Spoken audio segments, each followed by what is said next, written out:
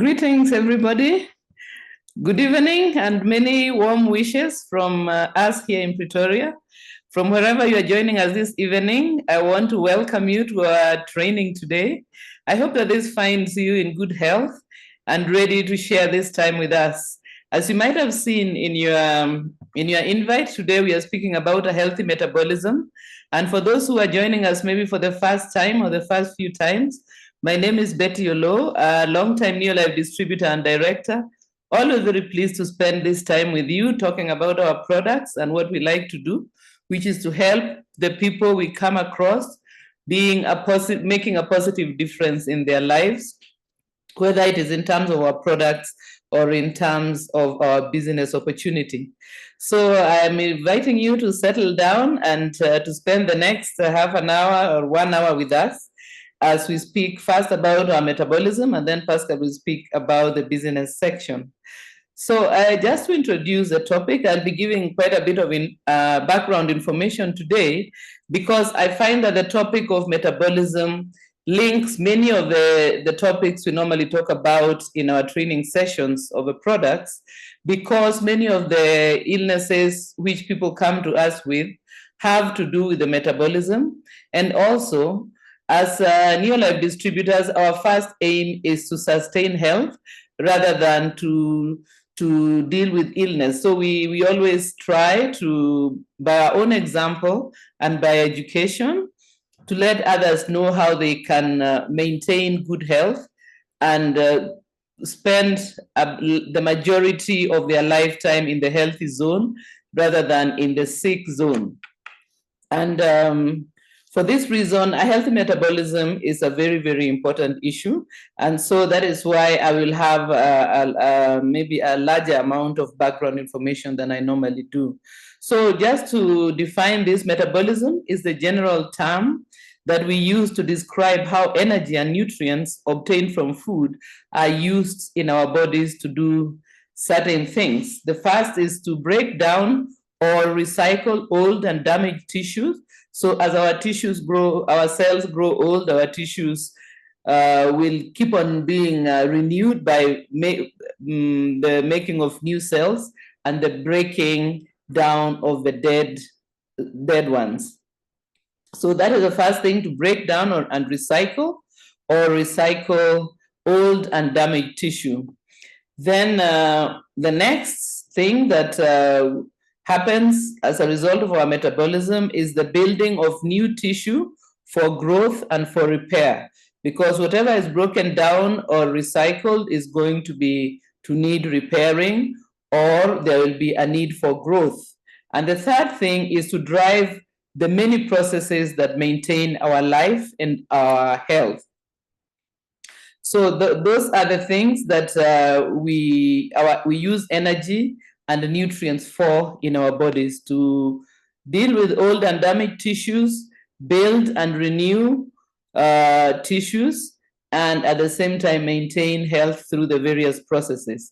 So that means that when we speak about metabolism, we are not speaking of just one process. In fact, it comprises of very, very many processes which work together to maintain our life and our health. So what are the raw materials of metabolism? There are three. There is oxygen, which we obtain from the air, water, which we obtain from our water supplies, and nutrients. So these three raw materials ensure that we are able to produce energy for our different processes, the many ones that take part in our body. The next thing the raw materials ensure is that our tissues can grow and be repaired, and also we ensure that we have a means of storing energy for a time of scarcity, because we don't always know if we are going to be able to get what we need. So our body has evolved to actually store certain substances in the form of energy. We'll come to that just now. So then, the quality of these raw materials is important. So we have said there are three of them. So the quality of the oxygen we are going to get will depend on the quality of air we breathe. And it will also depend on the efficiency and healthiness of our respiratory system. So our respiratory system is what helps us to access oxygen from the atmosphere. And good quality air is what ensures that we are getting enough oxygen from our atmospheric air. Then the water, we depend on good quality water in terms of purity, but also in terms of availability. I know that here on our continent, we still have very many people who do not have access to clean, usable water, healthy water. And this is often the cause of quite a number of illnesses. So for many of us who are fortunate to get good quality, pure water, it is an important raw material for our metabolism. Then the last one, which is the nutrients we get from our food. And this is where we are going to spend more time. So we normally describe food as a nutritious material which we consume in order to sustain life and growth. So the food is supposed to be nutritious, and we are supposed to consume it and then absorb it. So there are 4 steps when we think about our nutrients. The first is the food itself. So when we speak about food, we are speaking about what is on our plates. But it does not necessarily mean that what is on our plate is going to end up in our body. I think many of us who are parents have had times when we place in front of our children food which has been well prepared and thought about, and then maybe they don't want to eat this and they don't want to eat that, and they prefer this or that. So the fact that food is on a plate does not necessarily mean that it is going to end up being eaten. That is why we go to the next step, which we call diet. So diet is the part that we actually eat.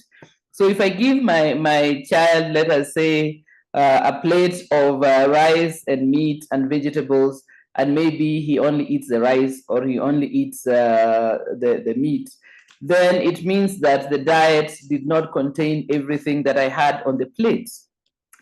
Then after diet, which is what has been eaten, we have nutrients. So nutrients will come out of what has been digested and absorbed from the diet. So first we start with the food, which is on our plate. Then we go to our diet, which is what we eat out of our plate. And then we go to nutrients, which is what we are able to digest and absorb. And then from there is when we get to metabolism, which is what is absorbed and made available to our cells to use for metabolic processes. So which means that when we look at these raw materials, we need to think about how to optimize their quality as far as we are able. Then the quickest and easiest way to indicate for ourselves whether our metabolism is healthy is, first of all, there is one which is available, I think, to the majority of us, but it's not the only one, but it is the quickest. So this is the one I think I've mentioned before, taking the waist measurement and the height measurement. So our waist and our height. If the waist measurement is approximately half of our height, then there is no obvious metabolic issues. So it's the first indicator that maybe there is no trouble with our metabolism. But of course, this is simply the first step and the most obvious one and the easiest one for us to use. There are other measurements that can also make us more aware of how our metabolism is doing. The next one can be blood pressure. These days, there are many easily available blood pressure monitors that we can get maybe at a pharmacy, or some people can even buy them to keep at home, especially if you are concerned about your blood pressure. Then another measure that we use is the blood sugar. So there are tests that can be taken to check how our sugar metabolism is working, and that is usually the blood sugar test. So those are 3 of the things that can give us an indication of whether our metabolism is developing issues or is working okay. Then, since our bodies are made of complex systems, we have to be mindful about what we put into our bodies. So the first and most important question we have to answer about our food is not what is in it. The actual most important question today, this has not always been the case, the first and most important question nowadays is, what has been done to our food? In former days, we simply harvested our food, whether it was something that grew on a farm or whether it was an animal that was slaughtered. We knew more or less what was in the food. But in this age, where a lot of our food comes to us from factories and from distant places, we need to bring this thought to mind, trying to gauge what has been done to the food, because that is going to affect the nutrients that we get from it. So we can think, for example, what has been taken out of the food we are eating? Or what has been put into it? Are there maybe some chemical additives that have been put into it to make it last longer on the shelf? Have some parts of it been taken out to make it more palatable for us, or to make it have a better appearance to attract us to buy it? So that is something we need to think about, what has been done to our food. This forms part of thinking about the quality of nutrients that we are getting. Then we remember, probably you have heard the saying, let your food be your medicine and your medicine be your food. And I think when we think about our Neolife supplements, they are actually food concentrates, which means that we think of them as something that we take, and it's going to assist our body in maintaining good health. So the first thing we need to think about is the food we have chosen going to be beneficial to our health? Before we start thinking about, is it attractive, is it appetizing, or is it profitable, we need to think about whether it is going to actually be beneficial to our health. As the saying goes, our food should also be part of our medicine. So you will remember from your high school biology probably that our foods are divided into a number of categories. You have the carbohydrates, which are the fuel foods. We get them from grains and roots and tubers, fruits, and some vegetables. Then we have proteins, which are the foods that are used in growth and repair. And we find them in meats from animals and fishes and so on, and also in certain plant parts, for example, seeds and nuts. And last but not least, we have the fats or lipids, which are the long-term storage foods that we can get also from both plant and animal sources. But also we can add there, we have vitamins, minerals, and phytonutrients, which also are an important food group, and they also play important roles in our health. We'll get them from various sources, including from vegetables, from fruits, nuts, and so on. So then, because in our times, food has become a cause for concern, and many of us, I think, as we go to the shops, we see that normally the foods have got a list of the ingredients and so on. It has become a bit of not so straightforward thing to buy and prepare our foods. So we need to think about the production of it, we need to think about storage, and we need to think about processing. And this is because our metabolic problems, when our metabolism starts not working very well, the root is usually found in the nutrients that we are obtaining in many cases. And we have things like type 2 diabetes, we have got autoimmune illnesses. All these can contribute to dysfunction in our metabolism. So let us look at some of these points about our food. I think the first point, which is processing, we spoke about it during the last Q&A, so I'll just quickly go over it. Just to say that over time, mankind has found ways of processing food, and processing food has got an important part to play. It can help the food become more palatable, it can make it more digestible, and it can make it more absorbable. So for example, the human beings found that when we roast meat or we cook meat, it is more palatable, and the digestion process is made easier. And also we kill certain harmful microbes that might be in the meat, for instance. Also, by processing food, we make it more durable and easier to transport.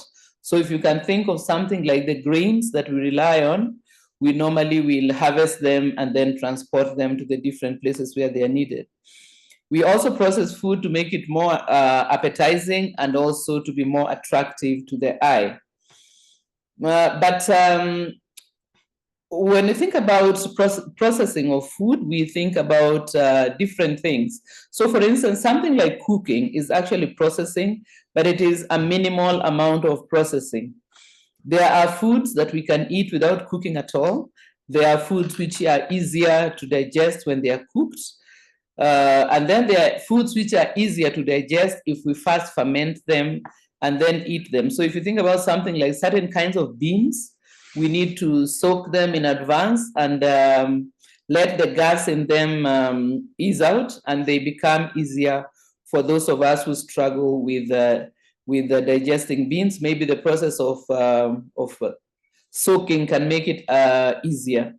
Then things like fermentation also are good for some people, such as myself. I find milk more palatable if it has been fermented, but struggle with fresh milk. Things like yogurt might be easier for some people to digest than fresh milk, and so on. So then, there are other ways of processing that is excessive. So we can speak about ultra-processed or excessively processed foods. These can become problematic. So for example, if we take sugar from cane or from sugar beets and refine it into crystalline sugar, then it becomes something that we can, our liver, which is what deals with toxic material, our liver can only handle a small amount of refined sugar. In fact, it is recommended that we don't add more than 2 tablespoons per day or 4 teaspoons per day of refined sugar to our diet. Other sources of sugar that we eat in an intact way, like fruits, this will be okay. But when we think about refined sugar, since it has already been processed so totally, it becomes not so easy for us to handle. And that is why one of the fast increasing illnesses that we now have is fatty liver disease and, of course, type 2 diabetes, because we are overloading or overtaxing our liver with too much added sugar in our diet. Because sometimes we ourselves may not be adding the sugar, but the sugar has already been added by a manufacturer. So if you think about something like fruit juice, which we always think about as something healthy, the problem is that fruit juice is highly refined fruit. It is far better to eat the fruit in its whole form than to drink it in the form of juice. Then the next I wanted to mention is natural foods. That is foods which have been minimally processed. So, for example, we may think about things like vegetables that can be eaten as salads or that can be steamed or cooked in other ways. This type of food, minimally processed, should make 80% of our diets, ideally, because then we only have about 20% of the other types of food. And this means that our system is not going to be overtaxed. So, for example, we can have a difficulty. For instance, if we buy flour that says that it is whole grain flour, we actually have no way of knowing what that means, because whole grain can have very many interpretations. The only way, in my opinion, we can know that we are eating whole grain is when we are actually eating whole grain. We can see the grain in front of us, that it is, we can see that it is familiar and we know it. Once it has been ground into flour, then unless we buy the grain and take it to a milling machine, then we have no real way of knowing whether we are eating whole grain flour or not. So as I've mentioned, excessive processing can make food harmful to our metabolism, because we overload the systems that deal with them. So then I want to mention quickly about drinks. The best drink for our metabolism is pure, clean water. And we hope that in very soon we shall all be able to have good, clean drinking water. Then there are other ways in which we can change the drink of water, maybe by making it into a tea or using it to make broth, or soup and such like. These are all water-based, and since they do not have added sugar in them, as long as they do not have added sugar in them, they are healthy drinks for us to use. I know that there are people who don't like drinking just plain water, so maybe they would prefer it as tea. But as we have said, the amount of sugar that we can safely take is not a lot, which means it would be a good idea to get in the habit of not sugaring our drinks as far as possible. Then milk is also a good drink for certain people. There are people for whom milk is a problem food and they cannot take it. There are people for whom dairy is a problem food. So for those who are able to tolerate milk, it's also a good drink. If you're not a person who can drink milk, then another a thing you need to be aware of is calcium. So milk is an important source of calcium, as well as small fish that can be eaten with their bones. So if you do not have access to fish and you do not like milk, it becomes very important to supplement for calcium, because the other sources of calcium are rather limited. Okay, then we have certain food additives that are good for us. Things like herbs and spices and even salt are beneficial to us. Some of them help our digestion. Some of them improve the palatability of our food.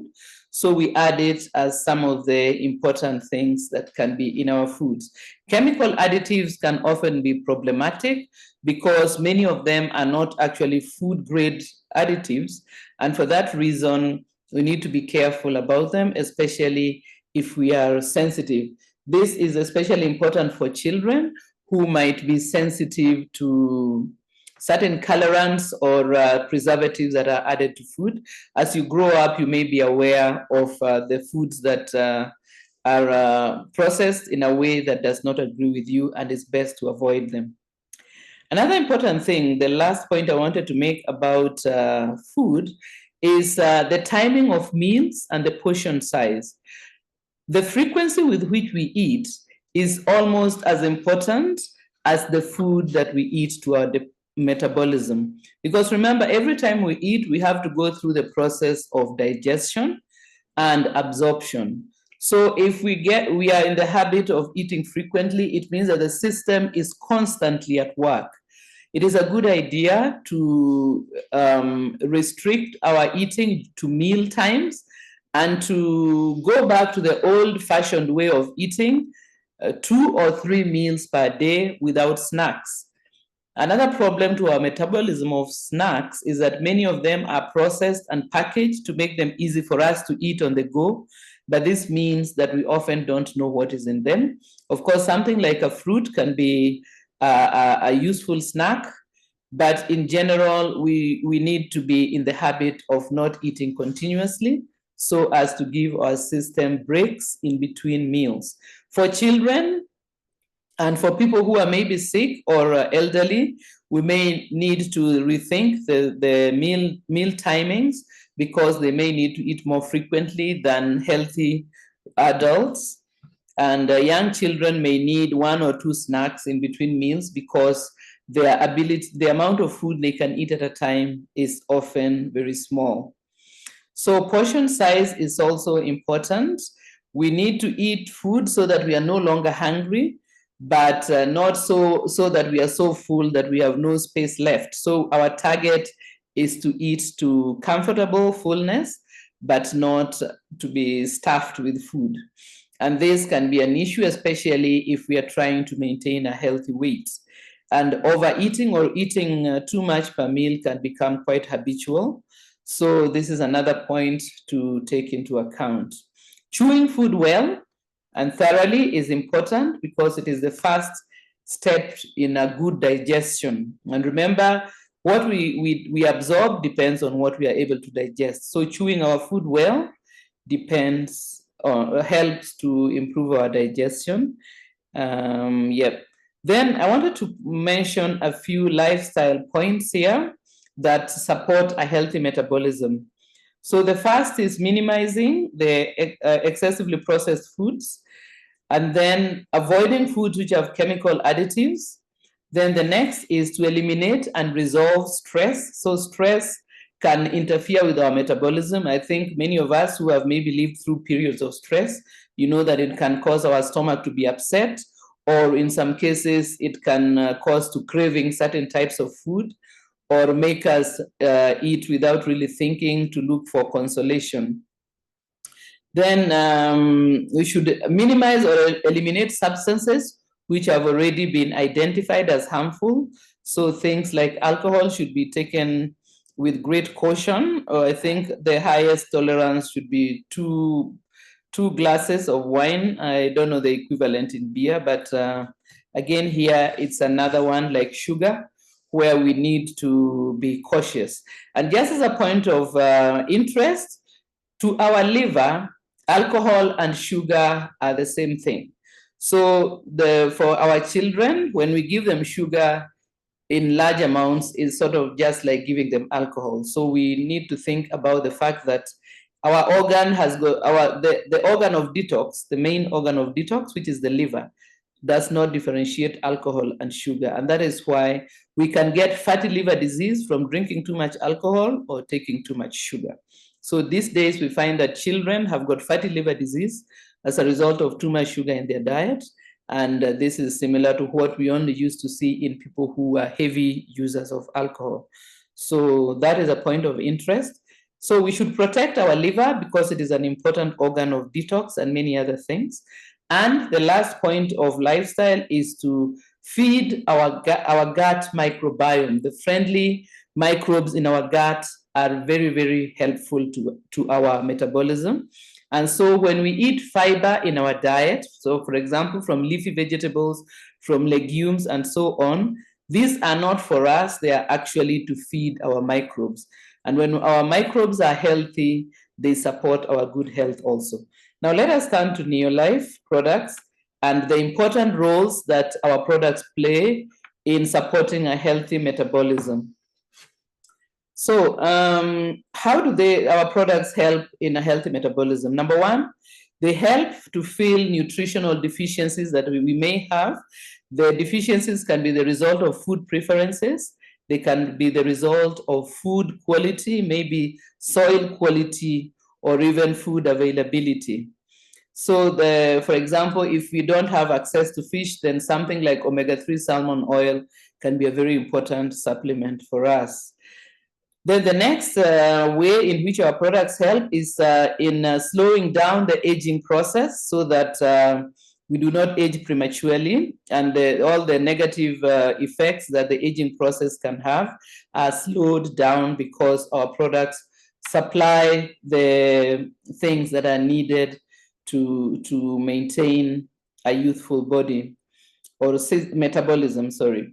Then we also have got products which help with special needs. So for example, in terms of pregnancy or childhood, Neolife has got products which will help in these particular specific conditions. Then our products also helps in mitigating against hazards. Some of the hazards can be the result come from our occupation, and others can be from our environment. Of course, there are also hazards from bad choices and from illness. So our products can help in all these different aspects. So what are the basic products for a good metabolism?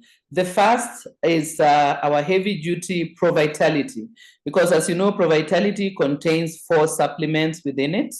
And in addition to Pro-Vitality, we add Neolife Shake. So Neolife Shake is our amino acid supplement that contains all the 22 essential amino acids that we require in a powder form, which we can easily mix into a shake that we can drink. And we can even use it to replace 1 meal per day or 2 meals per day, depending on preference. Then Pro-Vitality will supply us with a number of supplements that are very important in metabolism. We have something like threonine, which is essential in a number of ways. First is to have healthy cell membranes. And a healthy cell membrane is going to be important in so very many ways, including the communication between our cells, the absorption of what we need from our digestive system and our circulatory system, Treonine is also going to help us to have healthy mitochondria. Mitochondria are our power-producing organelles. They are small or little organs within our cells. They are not actually organs. They are called organelles, as little organs, which are found in our cells, and that is where our cells make their energy. And they need to function very well, otherwise a number of problems issue from there. And treonine plays an important role in the health of our mitochondria. In addition to that, we have got, in ProVitality, we have got omega-3 salmon oil that plays also an important role in healthy cells, but also in resolving inflammation, which is another byproduct of a sick metabolism. And then we also have carotenoid complex. Carotenoid complex also plays an important role in healthy mitochondria. It plays an important role in the health of our cells, removing byproducts that can cause harm to our cells. And when these byproducts are removed, they go through our cell membrane, which means that it's all connected. Then lastly, we have multi in our ProVitality, and multi contains supplementary amounts of various vitamins and minerals. And that means that it is going to support us in filling up any gaps in our nutrition.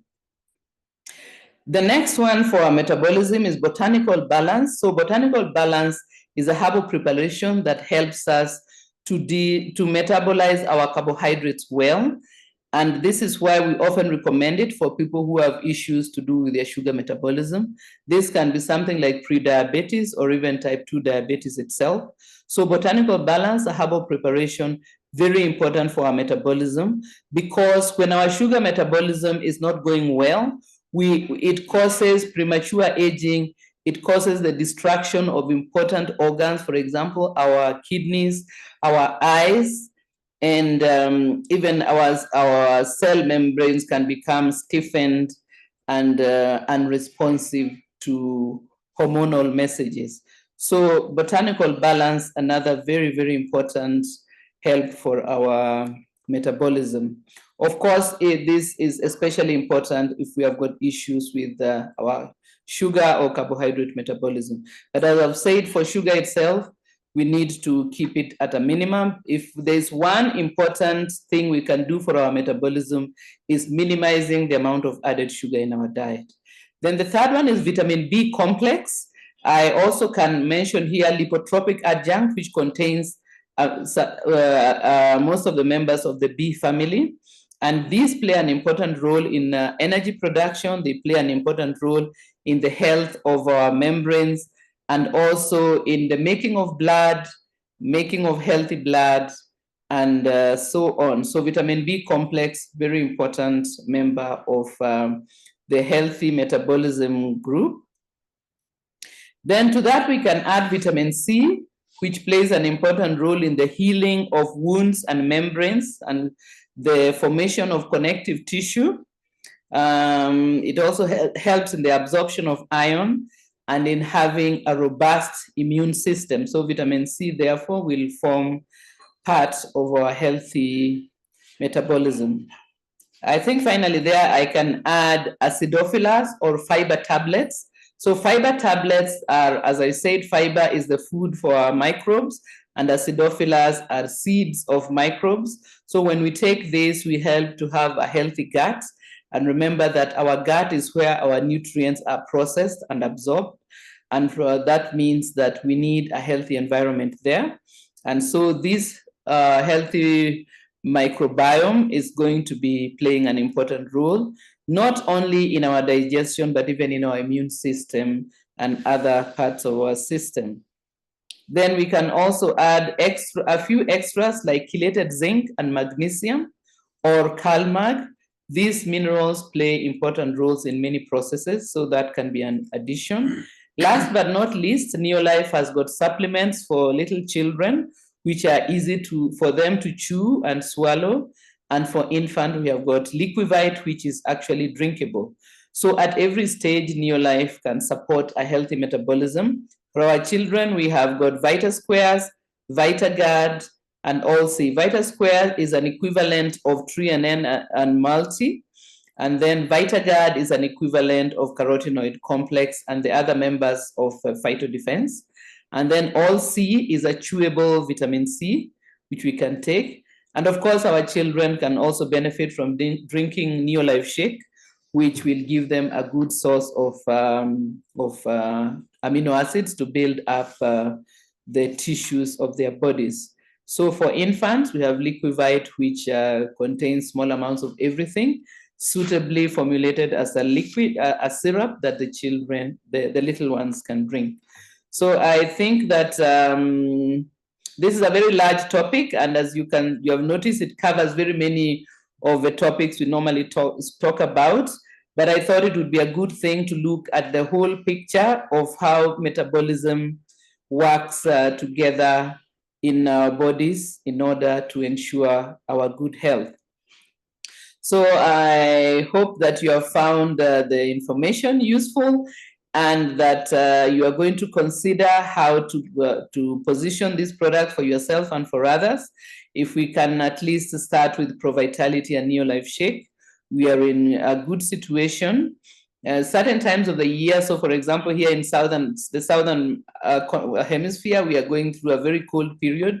I think also in Eastern Africa, they are having a cold season. During those times, we tend to have viral infections, and that would be a good time to step up with our vitamin C and our chelated zinc to help us protect ourselves from viral infections.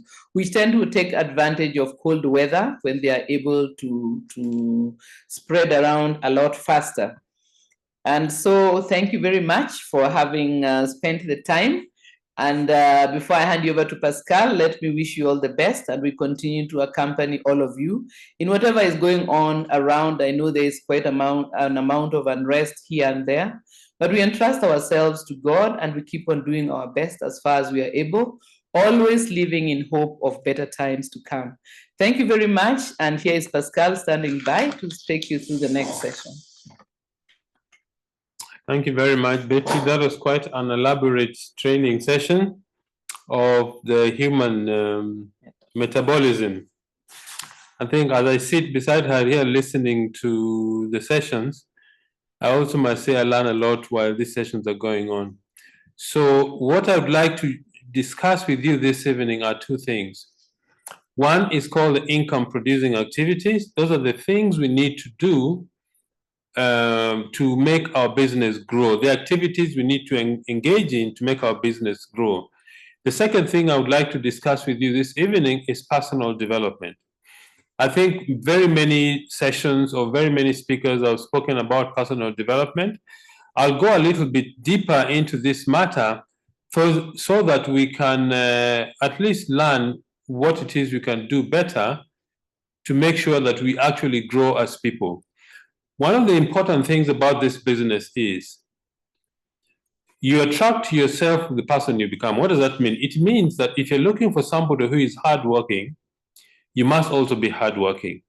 If you're looking for somebody who has knowledge about the product, you also need to have knowledge about the product. If you're looking for a prospect who will take the business seriously, you also must take the business seriously. So let's go through the income producing activities. What are these things that we do that we call income producing activities? In simple words, talking to people. Talking to people is what actually creates growth in our business. Why? Because when you're talking to people, you will meet the ones who are looking for the business. The people who actually become successful in the business are the ones who are looking for it.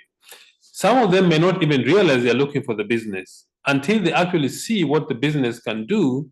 Then they make a serious commitment to join and build the business. So, income producing activities. I suggest that you need to split your time roughly in 1/4. First, talking to your own personal prospects. That is, the people who are in your name list, the people you've identified that you want to sponsor directly. That is the first category of people you need to speak to. The second category of people you need to speak to, if you're a business leader, if you're a director, or you've just started the business and you're helping people in your group to grow, you need to talk to your team's prospect. For example, if somebody has just started the business, the first 6, 7, 8, or even 10 prospects, assist your prospects to your new distributor to speak to their prospects. Why? Because you're more experienced. Secondly, the reason you need to do that is that you need to protect your new distributor from negative thinking people, because you have been in the business much longer. You can take the no's better than the people who have just started the business. I remember we sponsored the distributor some time ago, and I gave him a book to read, and he read the book and he said, please expect that some people, even the people you know, are going to tell you that this business is a pyramid scheme. He actually read the comment, but later on when somebody told him the same sentiments, he felt very bad, and I didn't hear from him for about 2 or 3 weeks. So be there to take the bullets on behalf of your new distributor. The third thing, the third part of your business that you need to take part in is follow up on your prospects and the prospects of your distributors, because follow up is where the income is. Follow up is where you actually going to get people to join your business, for a very simple reason. The average person only says yes after 5 to 7 times of hearing about the business or being followed up to. So when somebody says no the first time, it doesn't really mean no. It simply means either they're not ready, or they haven't seen the business clearly, or they want to think about it, or you did not present the business to them correctly. There are many reasons. So when somebody says no the first time, you're like, okay, maybe this is not the time for you. Can I speak to you in a week's time? Or can I talk to you in 2 weeks' time? And then write it on your diary so that you remember to speak to them on the day you've said. And then the last part of your income producing activity, you need to talk to your customers. That is the people who categorically said they're not interested in the business, they just want to use high quality products. So divide your activities of income producing activity in 4 areas. 1, speaking to your own prospects. Number 2, speaking to the prospects of your team members. 3, following up on your prospects and your downlines prospects. And number 4, talking to your customers. Now, what you talk to your customers, your prospects about, the 4 things that you need to do to grow your business. 1, learn to invite them correctly, professionally, to actually have a look at the business. The better you become skilled at inviting, the more chances you increase of people actually looking at our business. The same thing is talking to your team's prospect. Talking to your team's prospects is very efficient, I think, and also very effective to do 3-way calls. 3-way calls is when your new distributor initiates a call and tells their prospects that, look, I've just started a business. I'm not very experienced, but I'd like somebody to join us in this discussion to explain the business more to you. Just give me a minute. Let me link them into this discussion. Then they call you. I mean, modern phones have got 3-way calls, 4-way calls, 5-way calls. You can have as many people as you want on the call, so that you help your distributors to speak to their prospects. So do 3-way calls, or go and meet them face to face with your new downline. And then following up, have a very simple system for following up on your prospects and your downline's prospect, so that they can actually make a decision whether to start the business or not. And then talk to your customers. These are the people who say they're not interested in the business, or they just contacted you because maybe they saw your name somewhere, or they saw your Facebook or TikTok or whatever it is. The only thing they want to do is to use the products.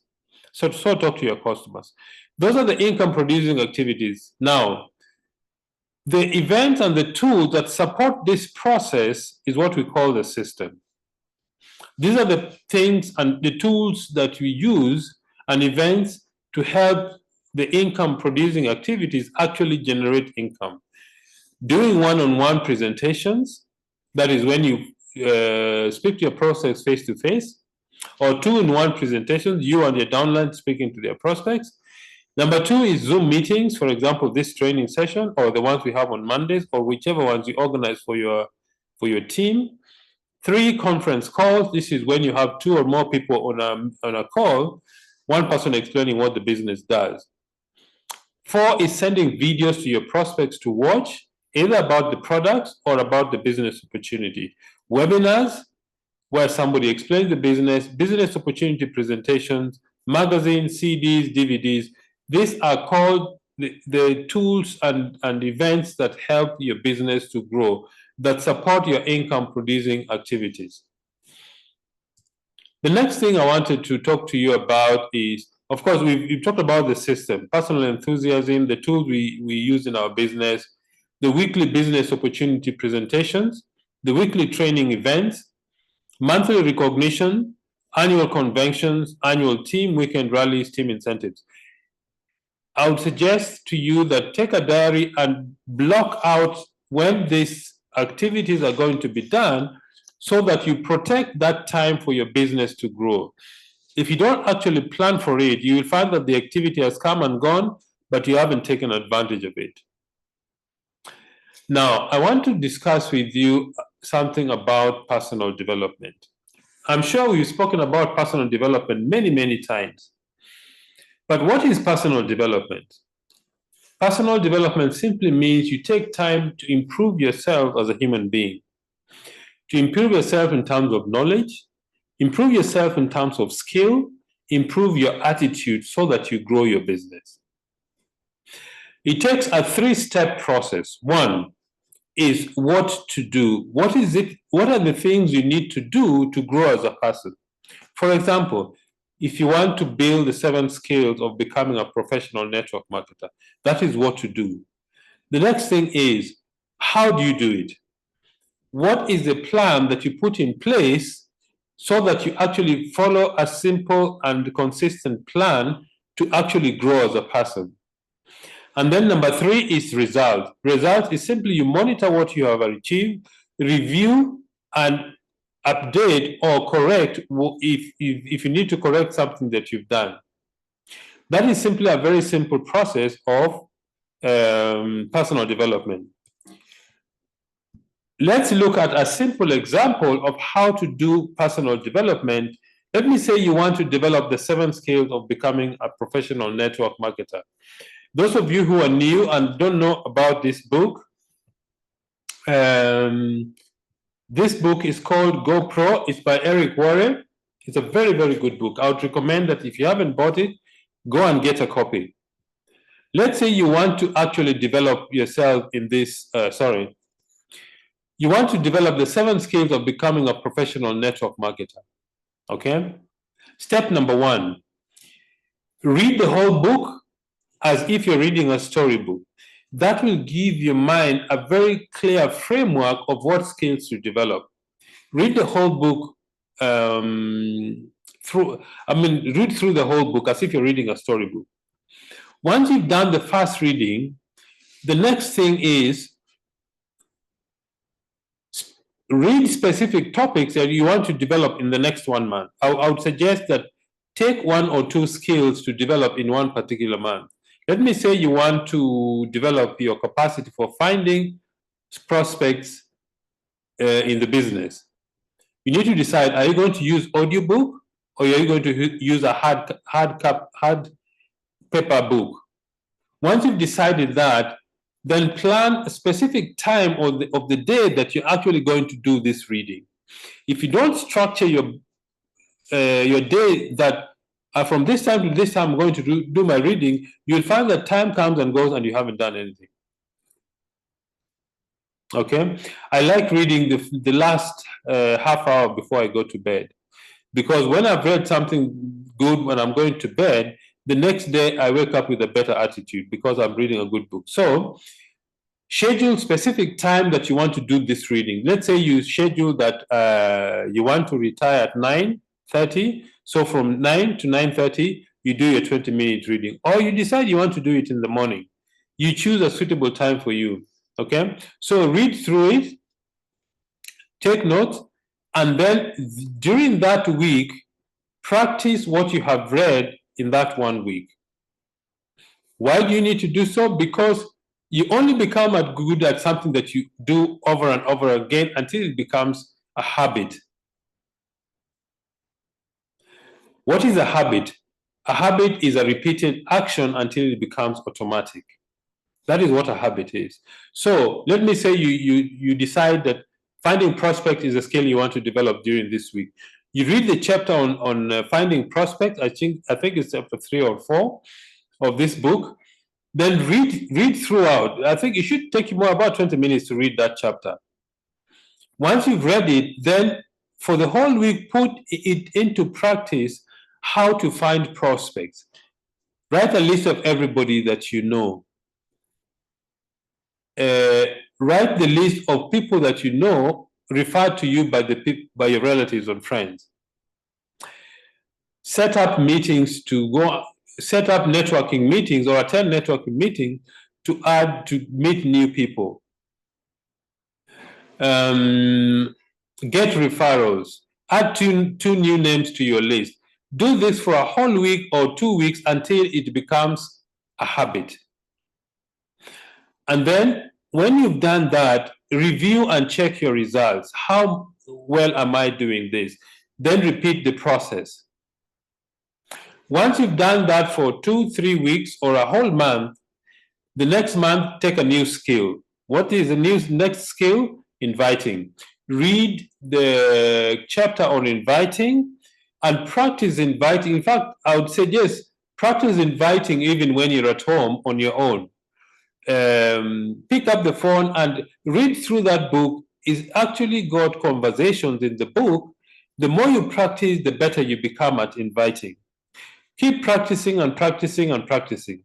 Once you finish that skill, review your inviting skills, check your results. Did you make mistakes? Can you improve on inviting people to look at the business? Then go to the next, showing the plan, and then following up, and then getting new people started, and then selling of events. Once you've gone through this, you will find that after 3 or 4 months, you will have gone through this book and have actually practiced, and you will find that after 4 months, you're not the same person who started. Take another book, How to Win Friends and Influence People. Do the same process. Read the whole book as if you're reading a storybook from the first to the last page. Once you've done that, then go back and read chapter at a time, take notes, and put in practice what you have read. The reason why you need to put in practice what you have read, these books only help us if they become part of our vocabulary, if they become part of our lives, if they become principles that we have inculcated into our being, then only then do the books become useful to us. Otherwise, the books are not useful. So personal development is a very simple process, but it takes consistency and discipline. And if you keep doing that, you will find that you'll grow as a better person. If you take 2 or 3 books and you repeat this process, by the end of the year, you will be a completely different person. And I would recommend to you to pay attention to the following books. Eric Worre's Go Pro, that is the 7 steps of becoming a professional network marketer by Eric Worre. Number 2, How to Win Friends and Influence People by Dale Carnegie. Number 3, How I Raised Myself from Poverty to Success, or From Failure to Success by Frank Bettker. Is an excellent sales book. Then number 4, Go for No.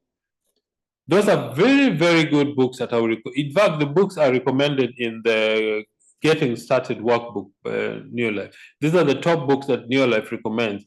If you take 2 or 3 of those books and read over and over and put in practice the principles you learn in those books, By the end of the year, you will be a completely different person. And if you're a completely different person and you're very successful, you will have attracted to yourself the kind of people that you have become. And nothing will stop you from becoming very successful. So, ladies and gentlemen, I want to thank all of you very much for having spent time with Betty and myself to attend this session. I hope some of the things we've shared with you are going to help you grow your business to the next level. Thank you and good night.